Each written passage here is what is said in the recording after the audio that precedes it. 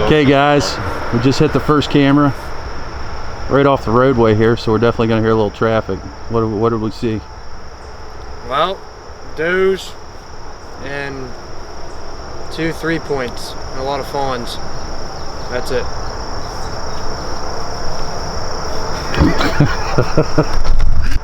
Well, it wasn't the exact results of what we thought we were going to find down here with all the traffic and with all the scrapes that we found, but it still is in their summer pattern. So maybe if we leave this camera up when they start to get into October, you get bucks moving a little bit more, maybe you'll find some more buck action down in here. But as of right now, not too much. Got does and fawns moving through here, so as Praz was saying earlier, maybe you sit here if you want to fill a doe tag. But wasn't exactly what we were hoping for, but at the same time we still got deer on camera, we still got a couple bucks on camera, so I guess it's still a success if you still found deer down in here. I figured they would be moving with all the sign that we found in here, but not exactly what we were hoping for. Maybe we'll throw it into the game plan, maybe sit here, try and fill a doe tag or something, maybe during the early part of the season, but we still got 2 more cameras to check, so we're gonna head over there and hopefully we find a little bit better pictures over there of movement, deer movement, so we can get a game plan of where we want to sit. Hopefully we get a good buck on camera. Sounds good. Jess, this was your first time here, I think? Were you here? So I don't remember coming here. So yeah. What are you getting from the area? I like the area. I mean, as far as where we're at right now, I mean, the road's, what, I don't know, 50 yards to the right, maybe, if that. Everything looked like it was coming from back behind me here. So, I mean, have you guys gone back this direction? Yeah, we walked all the way down. That's where that arc was, where we talked about a doe and a buck. And this is how it looks all the way down. It comes a little... Now, and it's still, it's not, is it just this field right here that we came up on, or does it thicken out over here? I mean, it drops over, once you go down about 70, 80 yards, and there's a patch of woods on the other side. It goes from the field to a patch of woods. And to me, it just looks like they're following pretty much the roadside here. Seeing if it's just a quick travel, it's nice and open, something easy to get through, so there's not a whole lot of obstacle to go through. I mean, even if there was, it wouldn't be much of an issue, but I mean, I like it open here. As far as setting up in here, though, from what I see, not really a whole lot. That's the only problem. You'd have to be like right on a tree somewhere, right on this area. That'd be the only issue with it. I think a common misconception is that traffic scares away deer, and I think no, absolutely not. No, I hunted on property. I was telling you, a while back, whenever the property I used to hunt on, they were logging and all that stuff. I had deer literally following the tractor up the hill, and they just didn't care, act like nothing was there. So the sound doesn't bother them at all. One of the interesting points I gotta say is the movement that we were getting on the camera was from a different direction than what I had figured. I thought they would be coming over the road, dropping down in here into the cover down in here, but actually, as Jesse pointed out, they're coming up through this, probably from either the wood patch down there across the field or somewhere down below here, and they're working up through. And you know what I was thinking, where we hunted Acorn Ridge, remember where that is? That's on the other side of that stone road that we drive in on, coming this way, because remember we used to see deer coming from and going into that swampy area that we eventually are in now. We're just half to 3/4 mile away from there. So they're going a different direction than what I thought, but like I said, we still got deer pictures, so awesome. Move on to the next one. Okay. Park there. Actually, we parked here this time. Last time we parked that first spot, and then we just walked all this, basically from this to here. So ultimately, this is all cut path, and it's just as simple. A little bit longer though.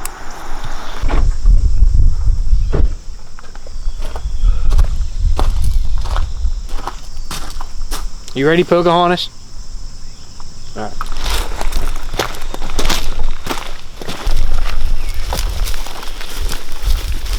You really want to see deer moving? How about that ravine? Yeah, I remember the footage was that walked out. You can still see depressions the whole way through here.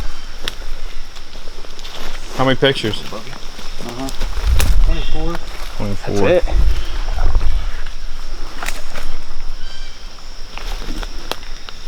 You can definitely see them right there. You can see the two. Oh, it's depressions all the way through there. This puddle, it's nothing but depressions. I mean, it got washed. But Yeah, pretty depressing. yeah, 24 pictures could be pretty depressing. But we got there's a lot of movement there next to the road. But I'll tell you what. Yeah, I get there's a lot of movement, but I don't know. like I said, as far as the area goes, where are you gonna hunt that? There's no area there to hunt. Turnpike. Yeah. You can see moving, you see where they're coming from at least. But Here's the where place I to set am. up is not there. Here's where I am next to the highway where we just were. Where they had the camera was on the bottom. I kept walking that cut trail on top. The whole way through there's pathways. Like every 10, 15 yards, there's another pathway down to the bottom.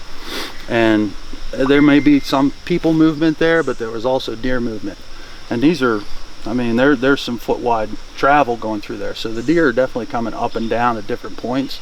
So I would say if there was a clear spot somewhere in the middle, and we'd actually have to walk the middle, which would be an SOB, but we might be able to find something clear enough with a tree so you can just overwatch that. Yeah, but that's the thing though. The gap of woods you have between road and the field. There's nothing. There's not a whole lot there. Well, then on Especially at least where we were at, where that camera was. Okay, well the one place we didn't walk to because we doubled back. But if you would continue down that cut path, it took us down to the stone road that we drove in on. It drops down into like a swampy area, but before that, there's a patch of woods high and a patch of woods where they come from, but it's still lower. And we kicked up two real nice doe out of there. At least a doe. I don't know if I can't remember if you guys saw. Doe. Yeah, and they went right across the road. And they were bedded down farther down that low spot. It got real thick down in there, and they bedded down, and we kicked them up. So basically, if we would have not doubled back and continued down, are you okay? Yeah, I'm good. If we would have not doubled back and continued down that bottom, you would have hit where they kicked the deer from, and then I was on the top trail, the cut path, and they shot right past me. And then there's a small pond. It's probably, what, 40 yards wide, if that? Probably, yeah. Maybe a little more with some rain. And the deer, and they took off right to there, and then there was a patch of woods right behind that. So they're coming across for water there. They're in the hollow where we have the camera. They're just traveling that for cover. And it's just a question of where the food. And we've been working basically the last 2 years, like we said before, a big 2-mile circle essentially, just hitting spot to spot to spot. Yeah. But now this is where all that walking definitely comes in. We can keep the camera there and check it the next time. And if it's pretty much the same result, maybe move it toward maybe down farther. I would. It just seemed like, because at least it's somewhere. For me, if we're gonna put cameras out, I would rather have it somewhere where we know that we can set up versus somewhere that maybe we're just seeing travel through. You know what I mean? Mm-hmm. Yeah, but you need to find the deer first. And this time we just found them. If we found, you found deer coming through there, but where are you gonna hunt it? That's what I'm saying. If you got to find a place that you can hunt first, because if there's deer moving, what's it matter? There's a spot down there, but you're sitting, it's literally like this. You're sitting in a tree like this, and the whole area, you're literally a yard from it. Well, then that's the issue right there. So what you have to do then from that point is to find out where they're coming from. They're just passing through there, obviously, because there's nowhere to Well, and that gives you credence, because if they kicked up those doe further on down, let's take that camera, because we know we got, what, 70 good shots, okay? And most of them had wildlife of some type in them. Take that camera, walk down towards that bottom end, hang it right there, but keep it in the bottom still, and just track around it. Because then if you find the traffic coming from that bottom area, then you'd be able to find a spot to hunt it right on the edge there. Mm-hmm. Or on the top, or where it opens up right before that little pond before the road there. Because that pond is still 50 yards off the road. It's closer to the road, but that's just a dirt road. Yeah. And there is some travel during the day there, but nothing that's obviously going to scare them if a major highway is not going to scare them. I mean, it wasn't. They're just walking this ravine, walking back up, so it's another travel way.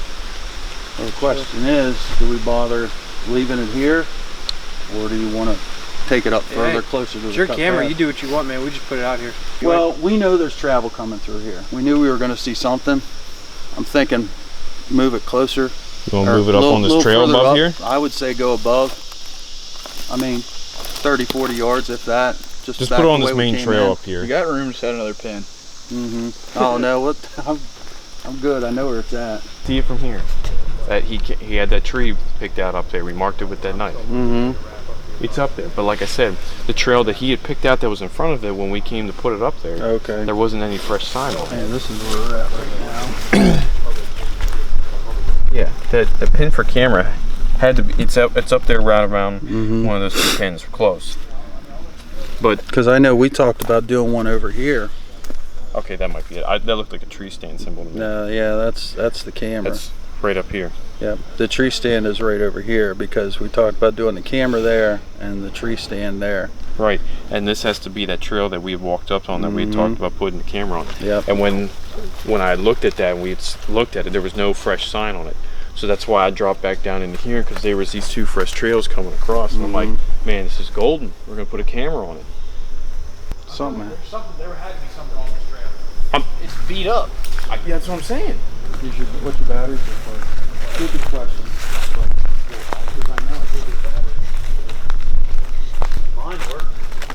I mean, how good is that camera? How old is it? Last year. I don't know, man. But look at this. Look at that is, it's still flat. Like Yeah. it had to be moving on it. It's kicked up right here. Something, I don't know. That doesn't make any sense to me.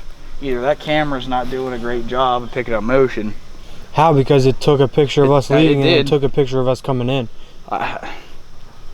The only thing that I could explain is, would a hit from this far? I mean, Yeah. what's the range on it? 70 feet, 60 feet? No, it had that whole area behind you. That's not the point. I'm talking about the sensors. Whatever default is on wild games. I don't know what it is. That's what I'm saying. Taken by now. All this motion. Jump up and down.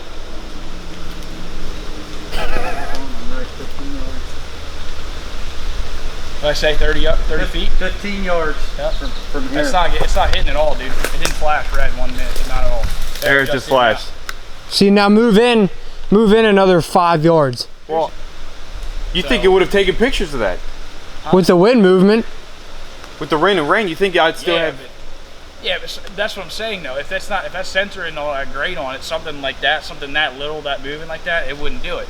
Some of these newer cameras, how old is that camera? It's a year old. We That bought looks it last older to year. me. It looks like an older Wild Game one. No, they started... That's making a newer ones camera. With like that old pattern on it. 10 yards right there. Now, I brought another camera with me. 8 yards. There, took a That picture of you right there. 8 yards. Okay, so let's say Now, do you want to put it at that tree right there? That's 24. I ain't taking that chance again. I'm gonna put the other camera up. You The got it. other Yeah. camera's newer. I got another camera with me. I'm not gonna... Now, do you want to put that one here? Are we? Well, I'm gonna put it on that. You want to put it on that that's tree the right thing though. Like I get it, but here's the other problem. I mean, That or Why couldn't you put it on this tree the bigger tree right here? there's really no other trail here though. That's what I'm saying. When we came in here, this was all tore up and matted down walking through there. And then we come through it and it's grown up and it looks like nothing walked through here. I don't know, man. I don't. unless you want to leave your camera that you have here, put it on that tree, take a wild game and put it up there. So here's what I want to ask you is, to move this camera, do you want to move it to look on this trail, or do we want to move it somewhere else? How far? How much? Didn't you mark the tree that I? It's not. It's It's right up on Yeah. top of this hill, I say right up take there. it up there. that's what I'm saying. Put one right on that tree, and then put one up in You that. could leave this one here. If you have Yeah. do you have an extra card with it too? I got everything to need. If you got But I want to everything? leave it on that tree if Okay. it's not taking any pictures here. I want to... Well, then let's keep it. Let's take this camera, put it here, face it this direction. Okay, so set it up on the basically what we've run into is our camera picked up absolutely no pictures for the couple of weeks that we've had it here. What we think is it picked up this little bit of brush and maybe obscured any photos from being taken. It has to So we're going to go ahead and adjust this camera to move it up to another tree, probably about I leave it right there. 5-8 yards up to another tree forward, because we know we have travel going through there. Jesse was over on the other side so we could actually see what the active range of the camera is, and we found out that inside of 15 yards I didn't see a lot with this camera we had, but once he hit about 12 to 10 yards we definitely started seeing movement happening. So right now we're going through and testing everything. Just to make sure it takes a picture, because... What I'm saying, with this fresh rain, you know they're moving. So if there's indefinite. That small tree right beside that big one was the one that you had picked. The one that we had picked for...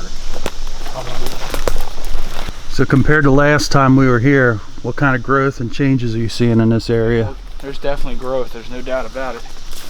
But did we lose our trails that we figured we had planned out last time? Is the question.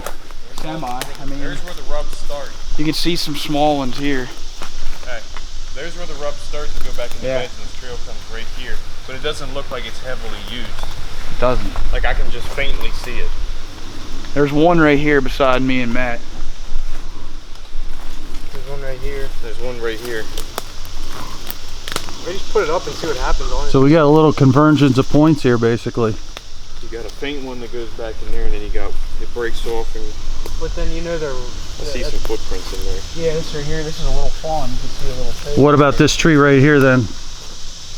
You're right on top. Well, no, it's right on top because then there's one that you're on. It goes right Because in if you front of get on that tree right behind you, you got all There's this. definitely something walking in here. You can see the foot depression. That's what I said. I can see him up there. This doesn't look very big. Though. This looks like a fawn. Now, usually with a fawn, you'll have a mother too. But Yeah. this early anyway.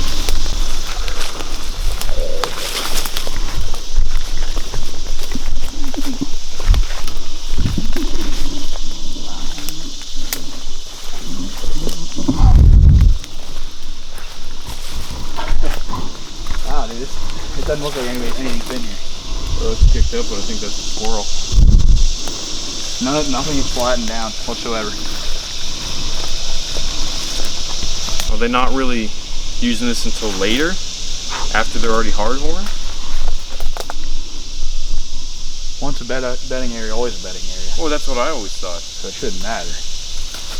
I mean, obviously, yes, it changes. They're moving all these changes, and they don't have just one place that they stay. I understand that. Spot to spot. The problem is, But like you said, if they're bedding in an area, they'll still use it. yeah. I mean, don't you know, were man, here, that's- you saw all the signs. Yeah, and all of this was flat. Everything now just looks like it dried up. Now it did just rain, so everything's wet a little bit, so it's going to relax a little bit. But everything still looks like it was already dried, I mean, maybe coming right, back up. Maybe right there. And so there's a couple patches that are softened out, but you can't guarantee anything just out of those. And it's not like we could look for hair because it Yeah. washed away if they laid in it, yesterday. That rain would have washed it away. I don't even see any really Let's- like foot depression that's staying let's- out really. Let's go out here and let's loop up above this and see if there's any sign above all this, and see if there's any possibility of putting the camera up or anything else, because it's not seeing the sign here like we did. Yeah.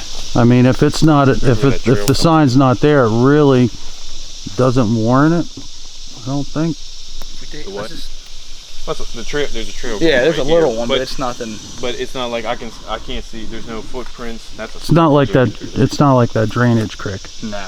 where No, we where, walk where over you there. know there's people rolling through there. Because of the deer lay of the rolling land through there and how soft it is, and it's not covered like this because it's all washed away. You can see all that kind of stuff. Mhm. This you can't really. I mean, it all looks kicked up, but I mean it's just rained. You can't get a good read out of this. Mhm. I'm fine. We could take just a half stroll up around the Just side up here and above see if this anything here. comes up. But Because I mean, from what we had seen last time we were here, for wanting to put a camera up, Mhm. to now coming in here, and it's like trails aren't hardly used, not finding hardly any sign.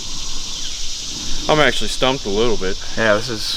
But like This is I the said- one area that out of all the cameras that you guys mentioned that you put down, this would have been the one I thought would have had the most. Okay, my question is, so we determined that there's definitely not as much sign or movement through here as there was, what, a month and a half ago when we came through. You set the cameras roughly 3 weeks ago. Okay, so that puts us, we're a month and a half out from the season. If we check the cameras here in another 2-3 weeks from where we just adjusted the last camera. So probably not in the beginning of the season would we hunt this spot, but we could later in the season once they start moving and the rut starts. My question to you is, once the rut begins, are deer more likely to meet up and hook up here in a bedding area or just anywhere where opportunity hits them? There's two sides to that, because when it's the rut, the does are the ones hiding out in the bedding areas to get away from the bucks. Mm-hmm. And the bucks are coming around the bedding areas, scent checking for the does, and they're kicking the does out. Right, Now, obviously, you're going to have does that come in the fields because they still have to feed and eat and all that good stuff. exactly. But the bedding areas are the main priority that I'm hunting for the rut, because that's where the bucks are going to be. But yeah, you can have a doe out in the middle of the woods and the buck smells her, he's going to come on by. Obviously, that. he's Yeah. going to chase that doe down. But I'm saying initially, their initial first guess is going to be to return to a bedding area. Yeah, they're going. That's what they do. They go from bedding area to bedding area to bedding area. All the ones that they go through, that's what they just circle around. So that reasons to stand. If we didn't get any pictures off of this camera, and in 2 weeks we don't get many, if any, pictures, even though we adjusted fire on that, we moved from one tree to the next, makes sense to reason that we come back partway through the season, or the beginning of the season, reset that camera and wait and see what happens, or just come out here and hunt it towards the rut. Because you're talking I would beginning of definitely November at hunt that here. point. I would definitely hunt here in the rut because of it being a known bedding area, and we did see the sign. Just because we are deterred a little bit right now because we're not seeing the sign, I would still hunt this because it's still a known bedding area. Right, but it would be, without any other information right now, this would definitely be a later season. Yeah, as of right now, I wouldn't sit here until later season. Without any other pictures, just us going off what we have today. If we went off today, I wouldn't sit here until closer to the rut, probably the last week of October into November. Right now, your best decision is to pick where we've seen the most activity Exactly. down, because this is, like you said, we're that much closer to the season. Exactly. But then halfway through archery season, rut comes Because we're in the beginning, we're in the in. first So week. everything's going to change. It's a whole new Right, ballgame. because we're in the first week of August right whenever now, you- so we're you're- looking for initial yeah. spots, and that would be our first The camera, initial I spot think. now is where you see the most activity. Your later spots maybe something like this, Mm-hmm. something that you don't think might be that good until. Or just- you know, buck walk. Or if one of us just happens to be hunting alone, hey, I'm going to bebop in, I got the pin set, I'm going to go over here and set, blah, blah, blah, Yeah. and see what happens. And see, that's what happens. I mean, it's a lot of these places get overlooked because you say you do what we did, and somebody comes out and puts a trail camera on, say they found maybe a little bedding area or something like that. Say they get a good amount of pictures and they get excited about it, and then say you don't get any pictures, and then they go, okay, well that spot's off the list and people don't hunt it. It's like, well, it doesn't mean that deer don't come through here and they won't come through here. It's just for some reason in their patterns they shifted that they're not using this as much as what it was before right now. Doesn't mean that you can't hunt this in the rut and you won't see deer, because I'm not saying you're going to sit out here the first time during the rut and you're going to see deer. But that's like Jesse said, even with all the growth, and we know we're going to lose some path work with all the growth that came up since we've been out here last, but we should still be seeing some semblance of trails. But like we tried to talk about in the beginning of the episode, we're in the middle of a transitional period. You're going summer into fall, so everything's altering, patterns are changing. And that's why it helps to scout, that's why it helps to use trail cameras, because you get this information to help make your game plan for the season. Because if we came out once or twice as a scout and then we called it quits and say we didn't put up any cameras, or maybe just one camera, how much information are we really getting from that? Yeah, exactly. So there you go. Make sure you're doing your scouting yet again.